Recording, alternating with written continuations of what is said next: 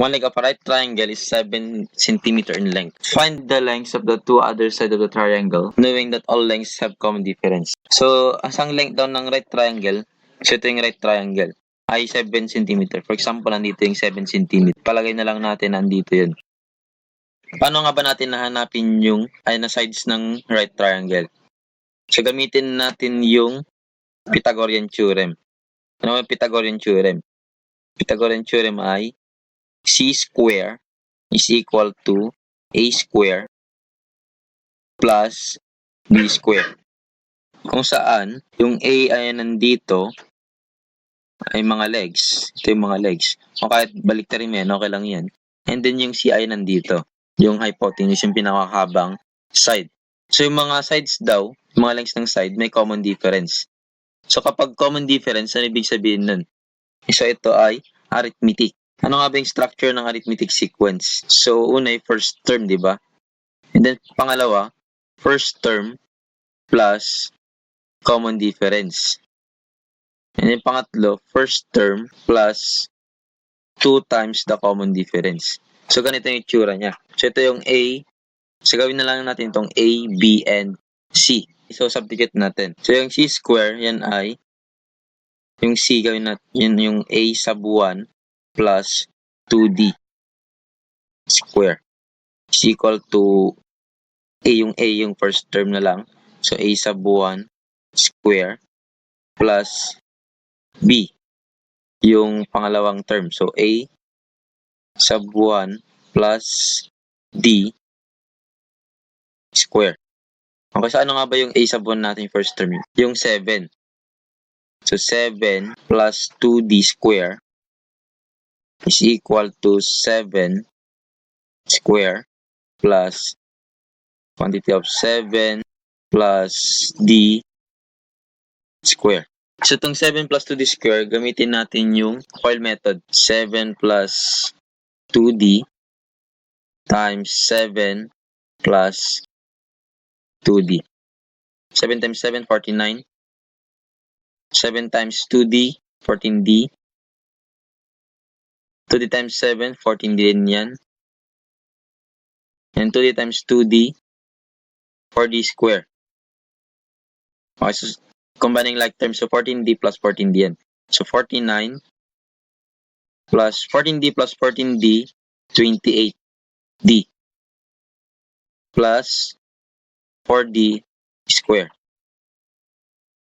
So ito ay 49 plus 28D plus 4D square equals to 7 square, yan ay 7 times 7, 49. Plus, ito, gawin din natin yung FOIL method. So yan ay 7 plus D times 7 plus D. 7 times 7, 49. Then 7 times D, 7D. D times 7, 7D rin yan. Then D times D, D square. So yan ay 49. 7D plus 7D, 14D. Plus D square. So ito ay 49 plus 49 plus 14D plus D square. And then next, pag-addin natin yung 49 at 49. So yan ang 49 plus 28D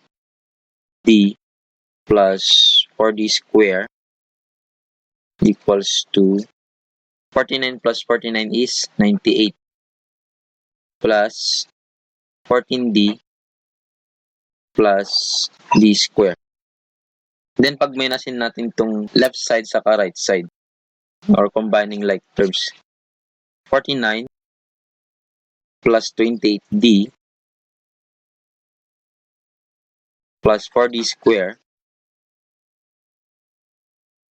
minus 98 plus 14D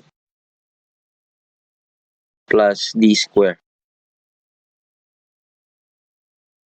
49 minus 98, yan ay negative 49.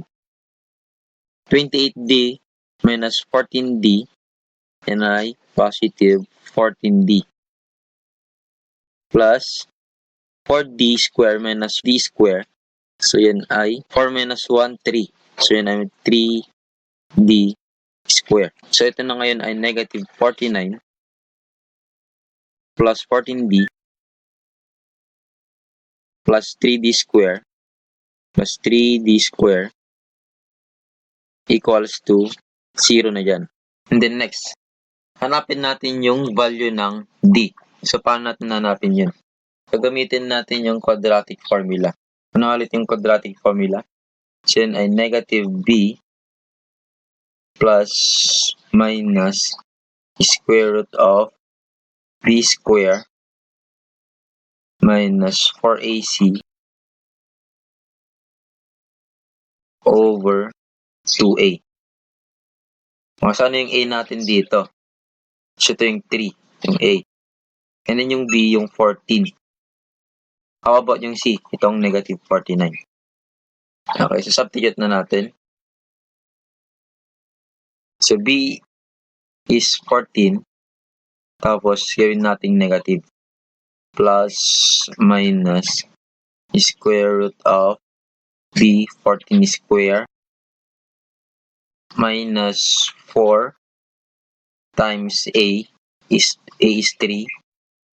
Tapos, yung C ay negative 49.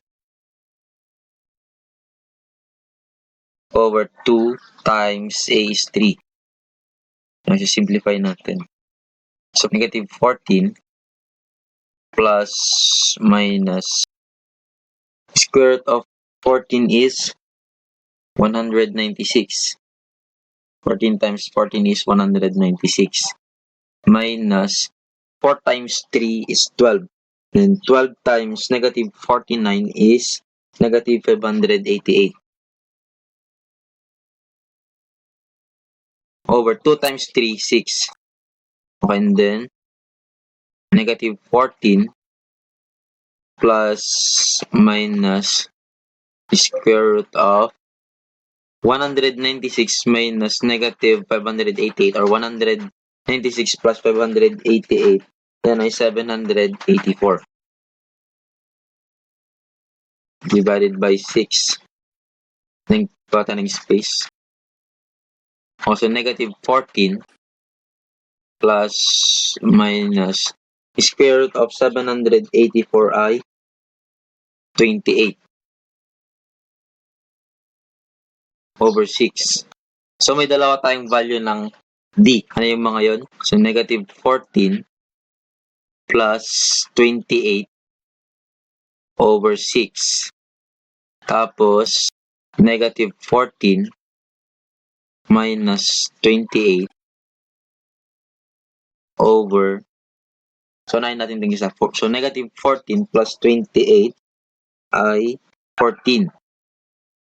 14 over 6. And 14 over 6, ilowest term natin yan. Ang sagot ay 7 over 3. And then next, so negative 14 minus 28 is negative 42 over 6. And negative 42 divided by 6 is negative 7. So, alin kaya dyan yung value, yung tamang value ng x? So, lagay natin dito. So, nahin natin yung 7 over 3. Ano ulit yung sequence? So, 7 plus d, tapos 7 plus 2d. So, substitute natin. So, 7 plus d is 7 over 3. And then 7 plus 2 times 7 over 3. So 7 plus 7 over 3, or 7 plus 7 over 3. So 7 over 7, and yung denominator niya ay 1. And then, ano yung LCD ng 1 saka 3? So that is 3. 3 divided by 1 is 3. And 3 times 7 is 21. 3 divided by 3, 1. 1 times 7 is 7. And 21 plus 7, and ay 28 over 3. 7 plus 7 over 3 ay, so yan ay 28 over 3. And then yung isa, 7 plus 2 times 7 over 3. Unahin muna natin yung 2 times 7 over 3. 2 over 1 yan, times 7 over 3. That is 2 times 7, 14. 1 times 3, 3. Then 7 over 1 plus 14 over 3. LCD ng 3 sa kawan, that is 3. Then 3 divided by 1, 3. 3 times 7, 21. Plus 3 divided by 3, 1. 1 times 14, 14. And then 21 plus 14 is 35 over 3. And sa last is 35 over 3. 35 over 3. Paano naman yung d is equal to negative 7? So, ganun pa rin. So, 7 plus d, 7 plus 2d. Substitute natin. So, 7 plus negative 7, and 7 plus 2 times negative 7. Okay. So, 7 plus negative 7 is 0.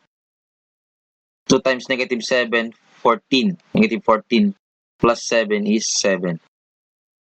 Sa tingin nyo, alin kaya yan yung possible na side ng triangle? Titingnan nyo to, 0. May 0 bang side? Wala. So, hindi ito yung tamang side ng right triangle. So, ang side ay 7, 28 over 3, 35 over 3. So, ito yung mga sides niya. Ito yung isang leg at ito yung hypotenuse, yung pinakamahabang side. So, ito ang video natin para sa araw na ito. At sana nag-enjoy kayo at may bago kayong natutunan. At huwag kakalimutang mag-like, mag-share, at mag-subscribe at pinutin na rin ang notification bell para updated kayo sa mga bagong video.